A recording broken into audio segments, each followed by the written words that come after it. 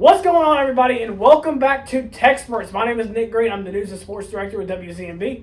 My name is Caleb Johnson. I'm a sports reporter and opinion editor for the East Carolinian. And I'm Cannon Gates, station manager for WZMB. And we're missing our brother Garrett Skillman today. He unfortunately is not feeling too well, but nonetheless, we still have another episode for you guys because we got a lot to talk about in this episode. So we're going to be recapping what happened against the foe over in Raleigh, North Carolina, and then also previewing what's going on against Campbell next week. So, gentlemen, Campbells. Let's go ahead and talk about it.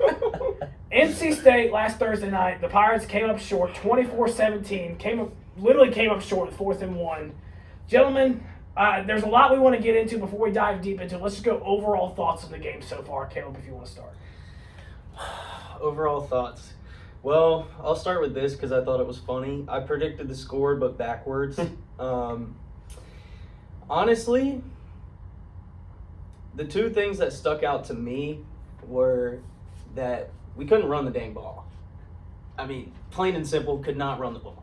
And the second thing was that our front seven and our safeties, like especially at the line, we played great. Like, we exceeded my expectations of where that area of the defense, like how they would play, especially against that team and against that back and against that quarterback. Yeah, that's my overall view of it. I have three things. I don't know, when you say run the ball, do you mean the running backs? Oh, I mean everything. I was going to say, I put a lot of blame on the O-line. The Yeah. O-line really disappointed, pass blocking wise and run blocking wise. Pass blocking, I think, was better overall, but run blocking was atrocious. And I think a lot of that was not, and that's kind of my next point, is play calling. I think you got to know going into that game. Yes, we beat State last year, but this is still Power 5 talent. No matter how, I hate State, I hate Raleigh, but no, this is Power 5 talent. So when you got a group of 5 team going in there, and I trust our guys, but our OL last year was one of the weaker points on our team, and there still kind of is one of the weaker points on our team is our O-line. We rotated a lot of guys. You saw a lot of different guys play different positions, whatever it might be. OL just did not play well, and I think that is going up against a better opponent. And then the other thing, penalties. I mean, 10. Yeah. You can't have 10 penalties. Not that type of game. Now, I will say this. I think the refs were just kind of bad in general. I think they gave us a couple calls. They gave away a lot of our calls. I think the refs were just not good in general on both sides of the ball. I'm not even hating on State here. Both sides of the ball. I could just say the State paid the refs money to win. I'm not saying that. They just were not good refs. But yeah, OL play calling was not good, especially in the first quarter. So vanilla. Yeah, So very, vanilla. very, very. You can't just be running jet sweeps the whole time.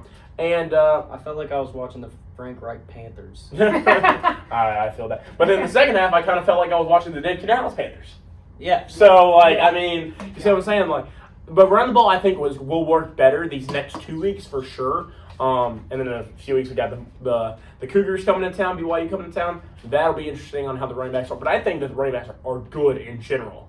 I just don't think the O-line's great. Yeah. No, I completely agree. Sorry, one more thing. Sorry.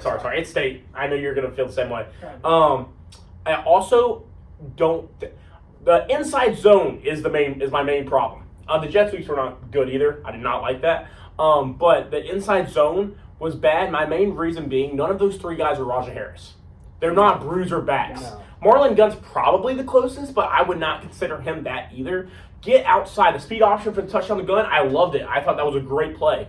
But running it up the middle and trying to pound it away, that's not how you're going to win games with these running backs. They're not bruiser backs. They're get to the outside, get up the sideline, north and south. But Toss kind the of ball. go a little east to west at times with them. Let them get outside, hash number sidelines. Let them do that Let instead us of see a stretch. punching. Yeah. Exactly, that's what Or I'm a saying. toss. Outside zone, give me something. No, completely agree with you guys. And I mean, you took the words out of my mouth, especially with the penalties. That was one thing I was going to bring up.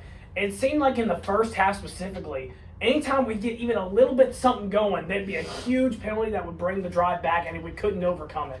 And that was something, honestly, throughout the entirety of the game, but the first half more specifically than the second half. Second half, we were able to clean it up a lot better than the first half, and it was just something that we could not seem to overcome. We were behind the sticks very often, and I don't remember exactly what the stats were at halftime, but at halftime, NC State had like 200 yards, and we were in the negatives, and it was terrible. I mean, offensively in the first half, had you told me going into halftime that we'd have negative offensive yards and they'd have 200, I probably would have told you I've left the stadium by this point. Now, granted, our defense did a lot of bend but don't break in the first half, and it was only 17-0, or was it 17-7 at that point, or 17-0?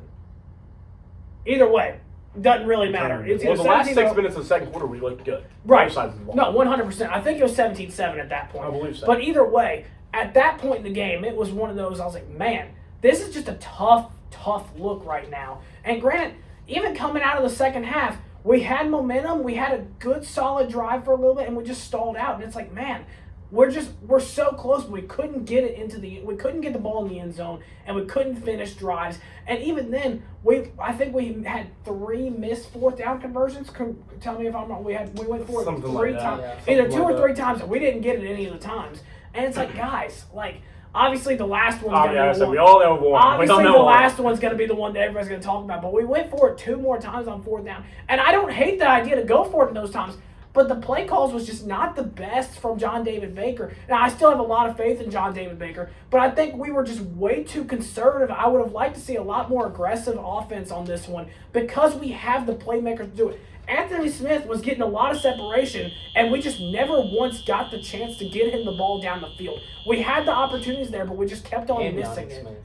Yeah, and Yannick Smith, we just kept on missing the opportunities. They combined for a total of 100 yards. Yeah, it was just one of those where you really would have liked to see it a little bit more because you really felt like we had something there and we just never went back to it. So that's kind of where I was at in it. I thought it was a very winnable game that we just came just short of. Yeah. I'm not too mad at the game, to be honest with you. I'm happy with the fact that we didn't quit. I mean, we were about 3 plays from winning the game. 100%. 4th and 1 touchdown, 2-point conversion. ECU teams of last year and previous years, they would have given up at 17-7 at halftime. You wouldn't have seen this fight out of them. Yep. We didn't give up. So, I got to give the boys some respect on that. Mm-hmm. And I think we're going to see a lot better team in the coming weeks.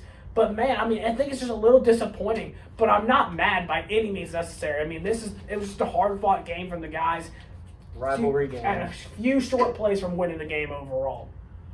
Yeah. Gentlemen, we want to talk a little bit about the offense specifically. Obviously, we mentioned the first half was a little quiet, didn't get much going. Second half was a lot better. The run game was not the best in the first half.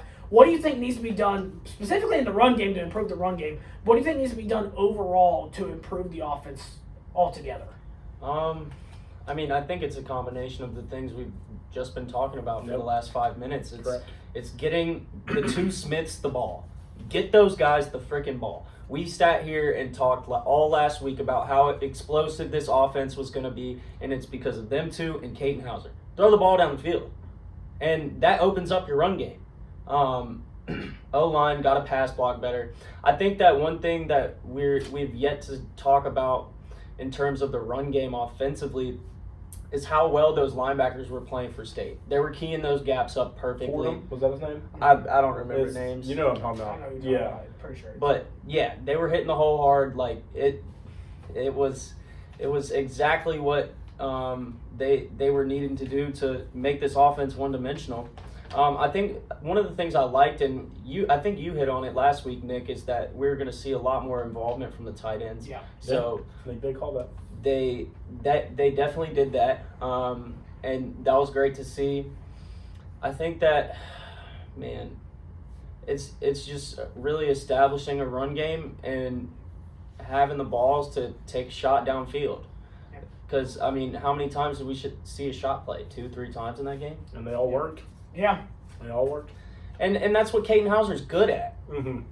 Like, that's what he's naturally talented at, is putting the ball downfield. He's naturally not the quick game quarterback that we're watching. We want him sometimes to be. Yeah, we absolutely. And a couple times they were making like the little hitches. Yeah. And there was a couple times I thought Anthony was going to break one open. I remember he caught the ball, turned. He literally was going and grabbed his ankle. They ankle tackled him. Yeah. If they had an ankle tackle, I bet he's 30 yards downfield. I don't think we were far back, but he was getting some yardage. And the thing with Caden Hauser specifically, and what you just mentioned right there, is he's pretty smart. Like, he's aggressive, but when he's aggressive, he's smart with the football. It's either nobody or his guy every time he's aggressive with it and tries to throw it down the field. And you got to respect that out of the quarterback. You got to. And that's a big improvement from last year 100%. because he was so turnover prone. Yeah.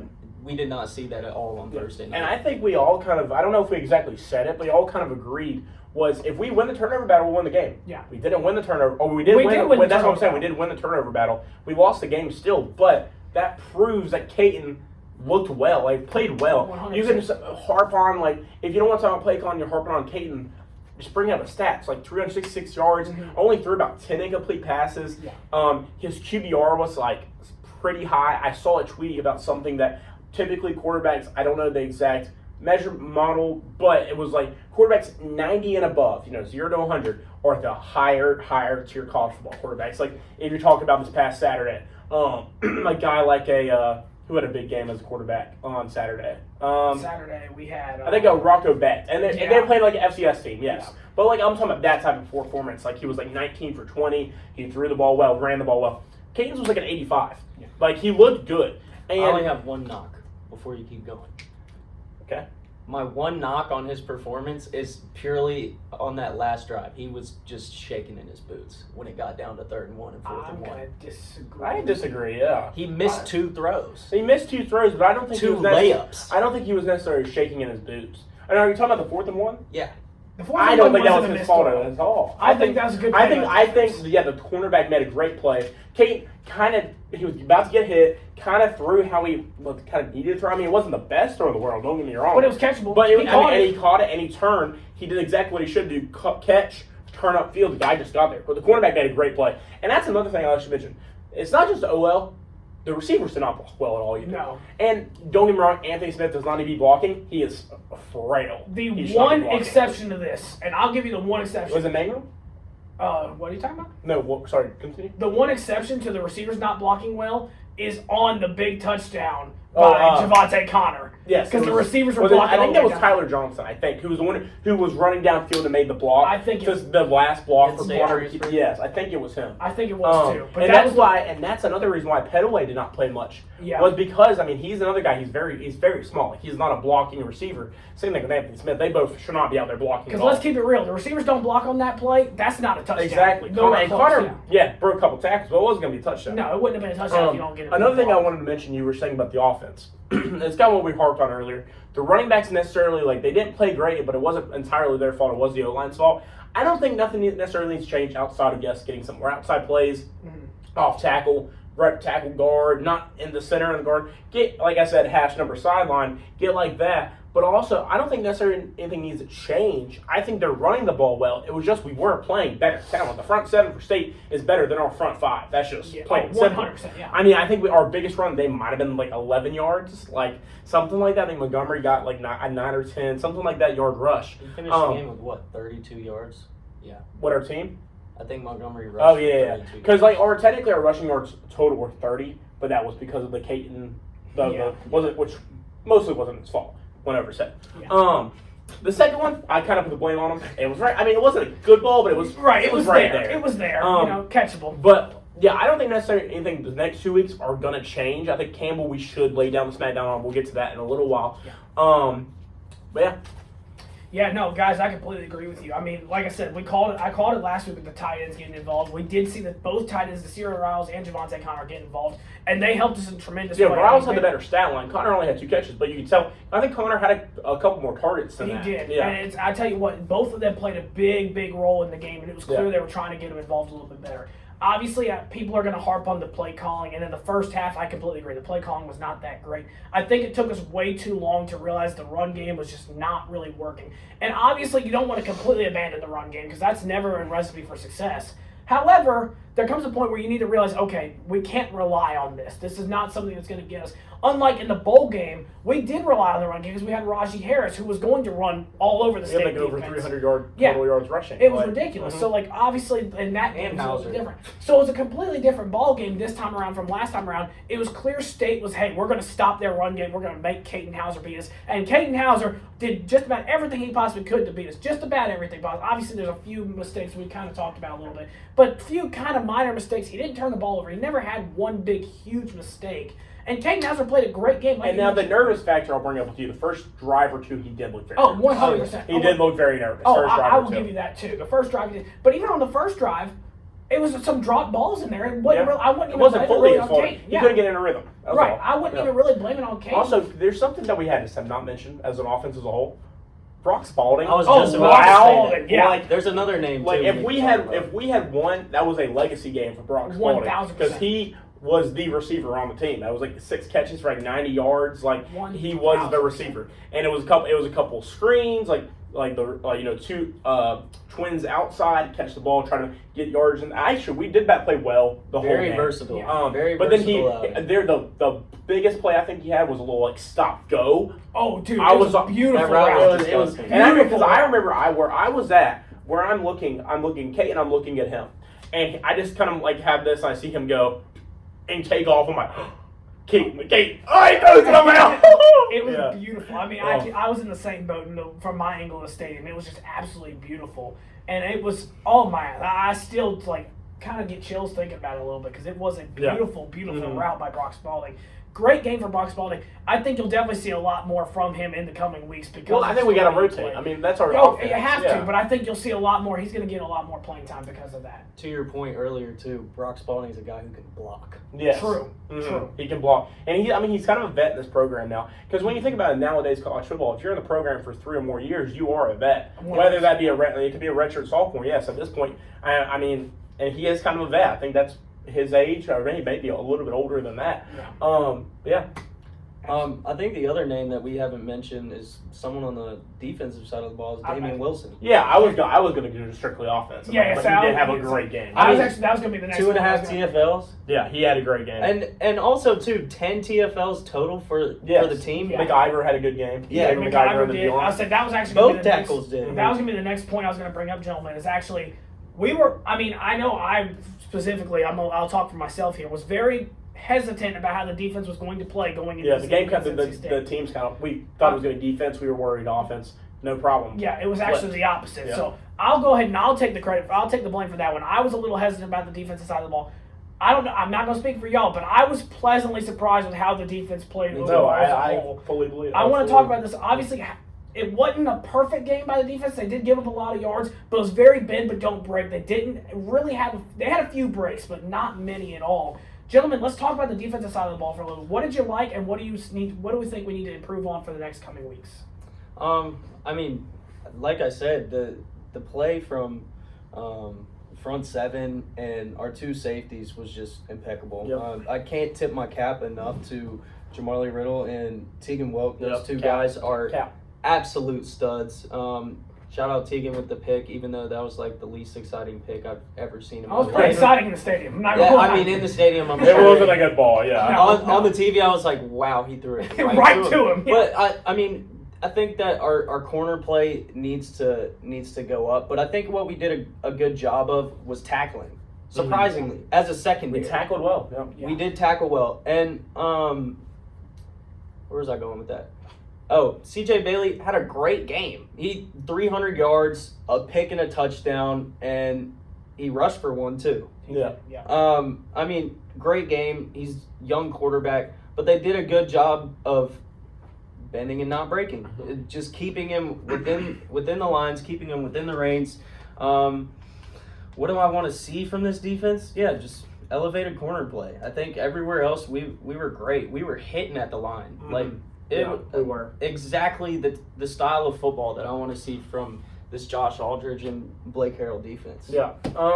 I will say I don't know about TJ Bailey. I didn't think he played a great game. I thought he made great plays. I don't necessarily agree with think. that. I think he did what he needed to do to win the game. Yeah. I mean that's why they won. They won by 7 points for a reason, and a lot of that was on him because Smothers did not look great. No. I mean he broke a lot of tackles, but that's the thing. And like you were saying, we had a lot of guys right there at him. His longest rush of the game, I think, was 19 yards. And you talk about Smothers as a It was great, the first great rush back. of the game. Yeah, you talk about him as a great back, but it was like he was under the as a running back, the threshold you want to hit is 4.0 yards per carry or more. That's typically what you want. He was like 3.3 or something like that. I feel like He we did not were run all well. expecting him to Him rush and for, Joe Lee. Yeah. I feel like we were. Yeah, Joe Lee contained well. Yeah, I feel like we were all expecting Smothers to rush for at least 125 and a touchdown, and he finished with what 73, 76 yards, Something like that. It wasn't 80. I know that. He had like over 20 carries. Yeah. Yeah, Joe Lee, like I was saying, 5 catches for like 30 yards. He didn't play well. You know, there was a couple times where they tried to get him the ball in space, like the screenplay, and we like immediately shut that down. I will say the corners, yes, I completely agree. Elevated. I mean, there was a few bad ones. Obviously, they had a couple of deep balls. Now, the touchdown was not the corner's fault. That's kind of more safety, I'd say. 100%. That was the one mistake I think the safety That made was all the game. one break that I would say was bad. But like the other touchdowns, there was one where the guy had to come back for the ball. Like that wasn't necessarily the corner. Chance Graves though had a very underrated game. Me and Nick were talking on the phone about this other. I said like he had played a very underrated game at corner. Now obviously we're going to rotate our corners in a lot, so you might not know who he is. I think he's number 15. I could be wrong about that, but he played a very underrated game. He had one pass deflection, but I remember it was him. I think they were trying to make like a little like out route. He literally jumped out, one-handed swatted it down. That was a great play by him. But like you said, Damian Wilson played great. Whenever Ryan Craig went down, I got a little scared. I did too. But he popped up. I mean, he was fine. But yeah, defense, our defense is like a rotating kind, so you're not going to see stars out there necessarily. Really, the only star last year you saw like for the whole season was Barker, but he was a linebacker, and we do play our linebackers like the whole time. Oh yeah, and that's how you're saying Damian Wilson had a great game at inside linebacker. But yeah, the safeties played great. We need to see more from J.D. Lampley too. Yeah, we do. We really. We talked about it last week. He is a guy who we're having a lot of faith in this year because, as I said, we did rotate a lot. We're not rotating the edges as much. Like he's going to be out there 75% of the time. Like we need him to make some plays, and he kind of was just a number out there. I think he had like 2 total tackles, 1 solo. Like you need more out of him for sure. But the defense, Aldridge, I think called a good game, or Harrell. I mean, I think even if Harrell was calling necessarily the full play in, Aldridge had a lot of input from what it seemed, because the defense didn't look the same as last year. No, I thought I saw a lot of kind of different stuff, even though it's kind of still the same 4-2-5 that we're typically used to seeing in the Harrell defense. But I think Aldridge definitely put a lot of input in there. 100%. Like I said, I kind of started this. I'll go back to kind of what I said. Can I say one more thing? Also, does anybody know what happened with Noah Rogers, the receiver for State? I remember he went down at the beginning of the game. And that was like, he was down. He was down, yeah. He wasn't but I just didn't know if you'd seen any updates. I was kind of wondering, because that kind of looked very serious, and you didn't really see him. I don't think you saw him the rest of the game. He wasn't really moving. He wasn't moving when he went down. I remember that, because I remember being in the stand like, he's not even moving. Because I remember him going down, I was like, dang, I was like, that is their top receiver, but that's a scary play. Scary. That doesn't look like he's shaken up at all. 100%. Like that's a scary play. 100%. No, I'm not sure what happened on that one. But like I said, going back to kind of what I said when I introduced this segment here, pleasantly surprised overall. We had a lot of bend but don't break throughout most of the game. We had that one bad touchdown. That was the one I think we'll all say was a bad coverage break. It was on the safety for that one, but it was a bad coverage break. That shouldn't happen. Overall, though, I am pretty impressed with how the defense played. Obviously, I think if we had like a point of emphasis that I want to say we need to work on, I'm going to say it's those deep balls down the field.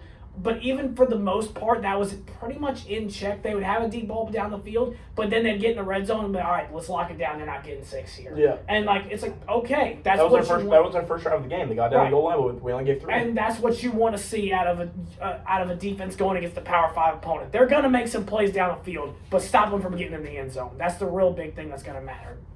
And so I do think overall it's pretty impressive. The run defense was phenomenal. I will give them that. I was very impressed with the run defense. Hollywood Smothers, we kept him in check for pretty much for the entire game, and you love to see that, especially with such a capable running back like that. You love to see that. I think that's absolutely very impressive, no matter how you draw it up. Very impressive there. And then even containing Justin Jolie, we did exactly what we needed to go, like in our preview.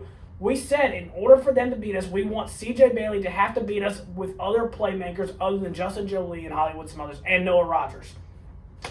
He did that. And, at that point, I just have to say props to you for that.